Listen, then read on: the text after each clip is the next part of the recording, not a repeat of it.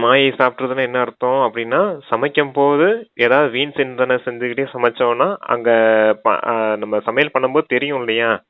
என் தந்தை நினைவுல சமைக்கிறோம்னா, வேற ஏதாவது நினைவுல வீணான விஷயங்கள், விகாரத்தின் விஷயங்கள் நெனச்சுக்கிட்டே சமைச்சுட்டு இருந்திருப்போம். அதத்தான் அப்பா அப்படி சொல்றாரு. இந்த சின்ன விஷயத்துக்கு கவனம் குடுக்காதனால தான் மாயை பலசாலியா ஆயிடுது அப்படிங்கிறாரு. தந்தைக்கு போக வைக்காம சமைக்கிறோம் அப்படின்னா, தந்தைக்கு போக வைக்காம சாப்பிடுறோம் அப்படின்னா, தந்தை நினைவோட சாப்பிடுறது கிடையாது. அங்க யக்கியத்துல எல்லாரும் கூட்டமா இருந்தாங்க இல்லையா? எல்லாம் வீட்ல இருக்கவங்களலாம் விட்டுட்டு வந்திருப்பாங்க.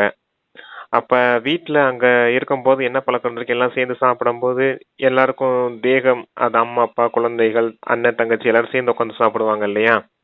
சாப்பிடும்போது அதே உணர்வு இங்க யக்கியத்திற்கு வந்தம்போது தனியாயிட்டோமோ! எல்லார் கூடயும் யாரும் நம்மள பார்க்க முடியலையா? அப்படிங்கிற அந்த பற்றுதல் உணர்வு இருக்கும் இல்லையா?